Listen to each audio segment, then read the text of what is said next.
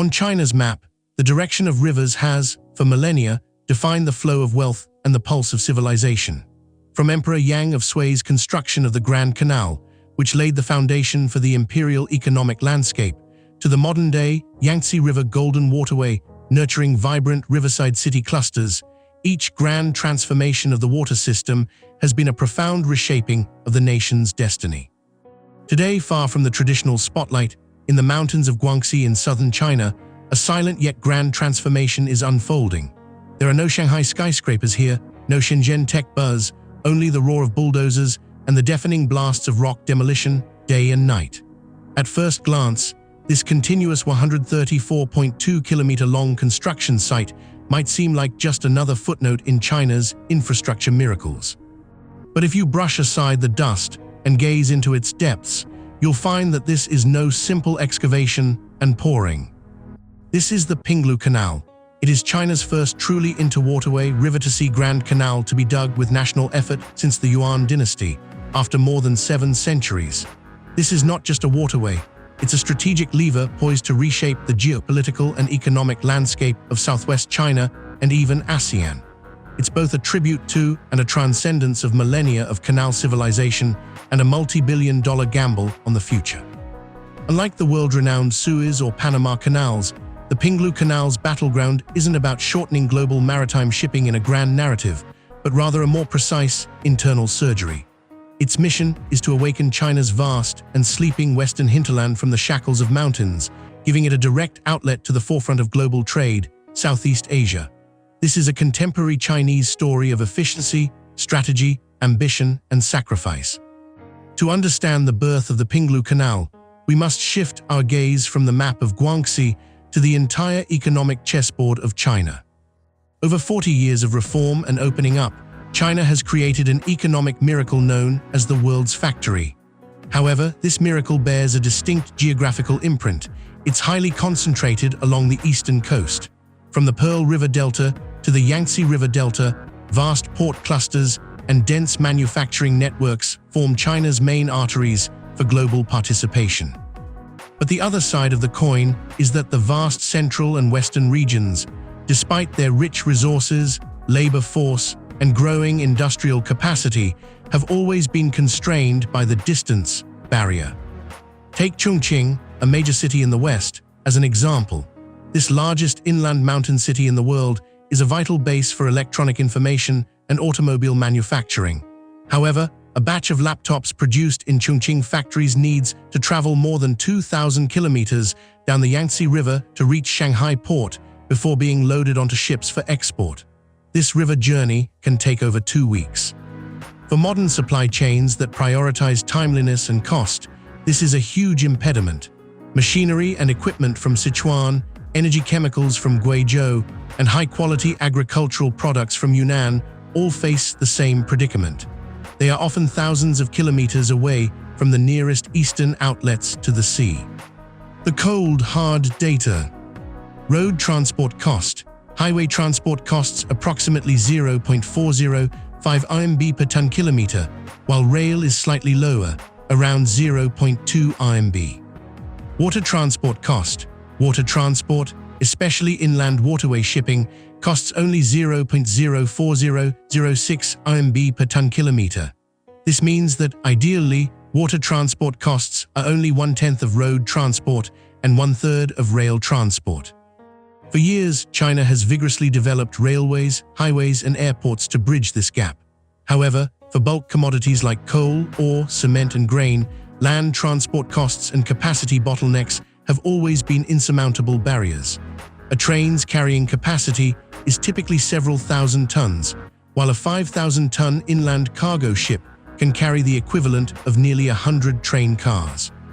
Against this backdrop, looking south has become a unanimous strategic choice for Western provinces.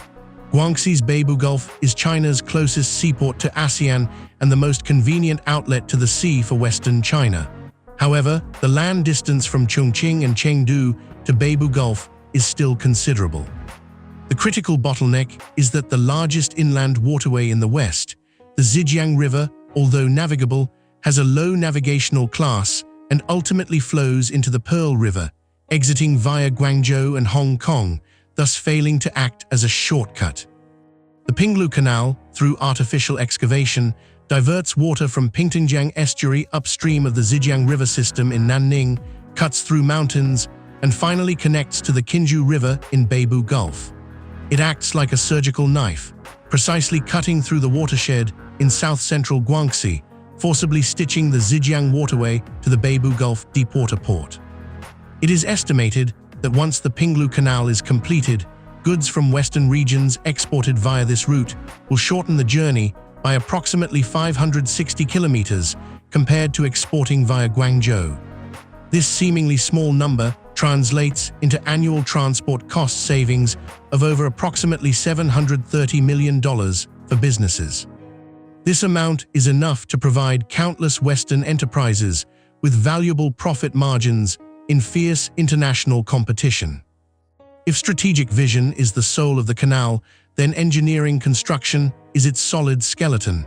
Digging a canal in Guangxi is far more difficult than in plain areas. This is a typical karst landscape, with numerous rocky mountains, complex geology, and abundant underground rivers and caves. There's a natural drop in water level between the Pingtingjiang estuary, the canal's starting point, and the Qinzhou River estuary, the canal's end point, where it meets the sea. Even more challenging is the need for the canal to cross a watershed in its middle section, with a staggering 65-meter elevation difference between the highest and lowest points, equivalent to about 22 stories high. How will 10,000-ton vessels cross mountains? The answer is ship locks, elevators for ships. The Pinglu Canal plans for 3 world-class giant ship locks. They form the heart of the canal and represent its highest technological content. Among them, the Tandu Combined Hub Ship Lock is a star project that boasts multiple world firsts. World's largest inland water-saving ship lock.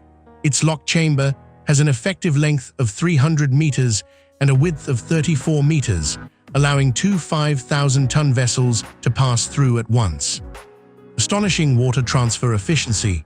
To allow giant vessels to ascend and descend quickly within the lock chamber, its water transfer system is designed for a flow rate of up to 866 cubic meters per second, completing a filling and emptying process in just 15 minutes. Ultimate water-saving design.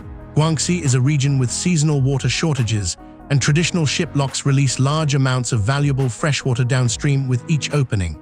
The Tandu ship lock employs a complex, water-saving basin design, involving the construction of multiple large reservoirs beside the lock chamber. When the lock empties, over 60% of the water is directed into these basins for storage, to be recycled during the next lock filling.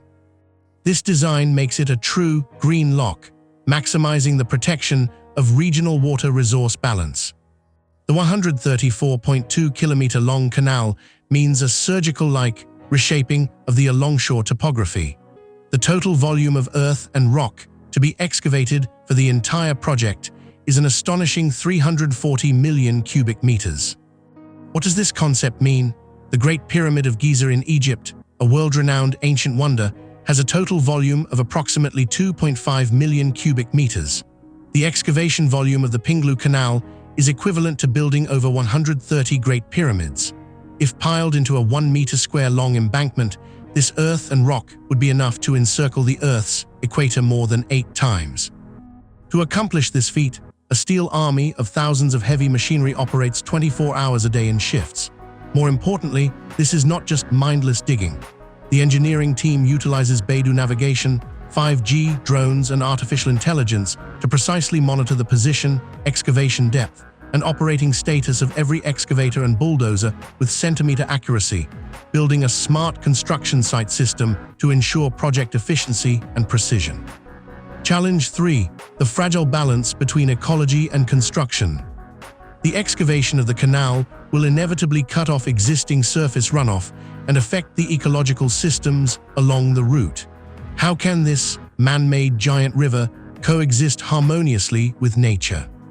The project has adhered to the concept of ecology first from the very beginning of its design. Animal passages. Along the canal, multiple ecological conservation areas and animal passages including underground culverts and surface bridges, have been specially designed to ensure that terrestrial wildlife can safely cross the canal corridor and maintain gene exchange. Fish migration. For aquatic life, dedicated fish passages have been built, simulating the water flow and environment of natural rivers to help fish complete their migratory spawning life cycle. Zero waste concept. The hundreds of millions of cubic meters of earth and rock excavated from the canal are not discarded as waste. Instead, they are scientifically planned for use in constructing industrial parks, ecological slopes, and high-standard farmland along the banks, achieving resource recycling. Over 80% of the excavated earth and rock will be comprehensively utilized locally. The Pinglu Canal is more than just a waterway. It's a massive experimental ground, exploring how to find a sustainable development path between extreme engineering and a fragile ecosystem. The value of a canal is ultimately measured by the wealth flowing through it. The Pinglu Canal is expected to be completed and open to navigation by the end of 2026, and its economic ripple effects are already beginning to show. The canal is designed for a one-way annual navigation capacity of 89 million tons. What level is this? It's close to half of the cargo throughput of Chongqing Port, an upstream shipping hub on the Yangtze River, in 2023. For industries that rely on bulk commodity transportation, such as metallurgy and building materials in Guangxi, coal in Guizhou, and phosphorus chemicals in Yunnan, the canal will bring a disruptive cost advantage. The Pinglu Canal's destination faces the ASEAN market, with over 600 million people and rapid economic growth. ASEAN has been China's largest trading partner for many consecutive years. Bypassing traditional routes, currently, goods from Western China shipped to ASEAN either go through eastern coastal ports, bypassing the Strait of Malacca, or rely on unstable land transport. The Pinglu Canal provides a more direct, economical, and secure blue highway. Geopolitical considerations. In an era of increasingly fragile global supply chains and escalating geopolitical risks, opening up a new trade route that doesn't rely on traditional choke points, such as the Strait of Malacca or the Taiwan Strait, holds immeasurable strategic value for ensuring national economic security. It enhances the resilience and redundancy of China's logistics system. However, any century-long project inevitably has shadows beneath its brilliance. The construction of the Pinglu Canal also requires us to examine the costs involved. The human cost. Make way for the canal, villages, farmlands, and ancestral grove along the route need to be relocated. Tens of thousands of residents have left their ancestral homes. Although the government has provided compensation and resettlement plans, the emotional attachment to their homeland, changes in lifestyle, and concerns about future livelihoods are costs that cold numbers cannot fully cover. This is a tremendous sacrifice borne by individuals for the long-term interests of the nation. How to ensure that these canal immigrants can share in the development dividends is a long-term test of local governance wisdom. When the first fully loaded giant vessel departs from Pingtingjiang Estuary in 2026, ascends mountains with the assistance of the Tandu ship lock, and finally merges into the vast blue waters of Beibu Gulf, it will not just be opening a new shipping route. It will be a river of wealth flowing into China's vast western hinterland, a river of opportunity flowing into the emerging markets of Southeast Asia, and even more so, a river of hope carrying a nation's profound reflection and bold practice on its future development path. Whether this century-long gamble, written with steel, cement, and wisdom, will ultimately pay off handsomely, history will provide the answer.